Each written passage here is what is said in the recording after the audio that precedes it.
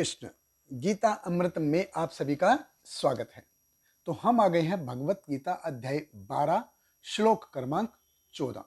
तो भगवान कृष्ण अपने भक्तों के जो गुण हैं उनका बखान कर रहे हैं कि वो अपने भक्तों से क्या अपेक्षा करते हैं, उनकी कैरेक्टरिस्टिक्स क्या होती है।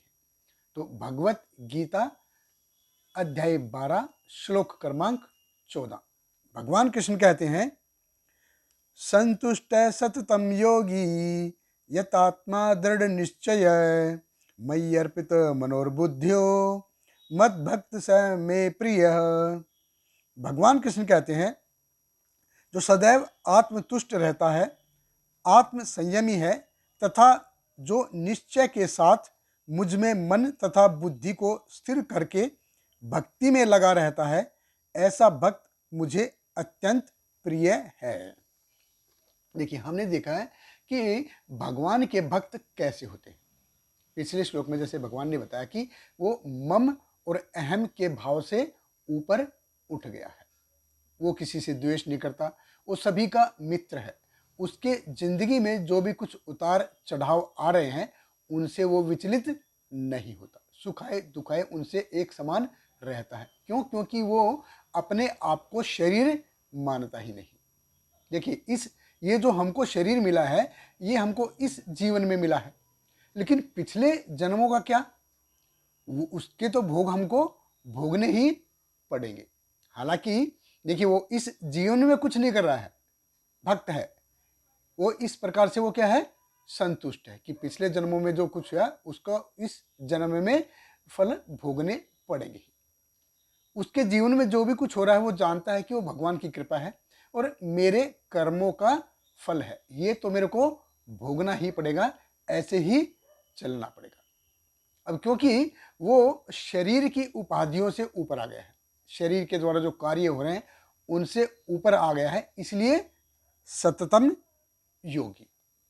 तो हमेशा वो भगवान के साथ अपने मन और बुद्धि को एकाग्र करने में पूरी तरह से संलग्न रहता है हमेशा। इट इज नॉट, ऐसा नहीं है कि he is yogi by hobby, नहीं, वो या फिर उसका जब मन चाहे तब वो योगी हो, नहीं, हमेशा सततम योगी मतलब लगातार वो हमेशा कि ऐसे कार्य करने में लगा रहता है कि कैसे भगवान प्रसन्न हो, उनके कार्यों से कैसे भगवान कृष्ण प्रसन्न हो, उसी में है। अगर वो सततम योगी नहीं है, यानी कि योग आरूढ़ किस स्टेज पे नहीं है, वो योग रुक्षु है, तो वो योग आरूढ़ होने के लिए उसके लिए भरसक प्रयास कर रहा है। योग रुक्षु से योग आरूढ़ होने के लिए वो भरसक प्रयास कर रहा है, लगातार प्रयास कर रहा है।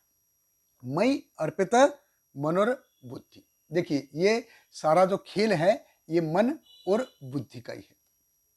इसी अध्याय के 8वें श्लोक में भगवान कृष्ण ने बताया था, मय ए मन आदत्सव मई बुद्धि निवेश है, कि अपना चित्त मेरे में स्थिर करो, सारी बुद्धि मुझ में लगाओ। और अध्याय 8 में भगवान ने बताया, 8.7 में भगवान ने बताया कि मई अर्पित मन बुद्धि, ये होगा तो निश्चित रूप से तुम मुझे प्राप्त करोगे। और यहाँ पे भी भगवान कृष्ण कह रहे हैं, मई अर्पित मनोर बुद्धि, ये सब मन और बुद्धि का ही खेल है। देखिए, जीवन में जितनी भी अच्छाइयाँ हैं, जितनी भी बुराइयाँ हैं, ये सारा मन और बुद्धि के कारण ही है। तो भक्ति में है या राक्षसत्व में है, ये सब मन और बुद्धि के ही कारण है, मन और बुद्धि का ही खेल है। इंद्रियां क्या है? इंद्रियां तो मन और बुद्धि का जो कहती हैं वही करती हैं। इंद्रियां क्या है? जैसे वर्कर हैं। मन और बुद्धि क्या है? ये है प्लांट हेड और जनरल मैनेजर। तो जैसा प्लांट हेड और जनरल मैनेजर आदेश देंगे, ऐसा ही वर्कर कार्य करेंगे। तो जैसा मन और बुद्धि आदेश देगा, ऐसे ही इंद्रियां कार्य करती हैं। और भगवान ने अध्याय 9 में भी बताया था, मन मना भव मत भक्तो मत याजी माम नमस्कुरु, मेरे भक्त बनो, मुझे नमस्कार करो, मेरी पूजा करो। इससे होगा क्या? भगवान कहते हैं कि मामेव एष्यसि, मेरे पास आओगे। और भगवान कृष्ण कहते हैं कि ऐसे जो ये गुण जिसमें होते हैं, ऐसा भक्त वो मेरे को बहुत ही प्रिय है। मत भक्त स में प्रिय। तो देखिए, भगवान अपने भक्तों में ये सारे गुण देखना चाहते हैं। बहुत बहुत धन्यवाद। हरे कृष्णा। श्रील प्रभुपाद की जय। हरे कृष्णा कृष्ण कृष्ण हरे हरे, हरे रामा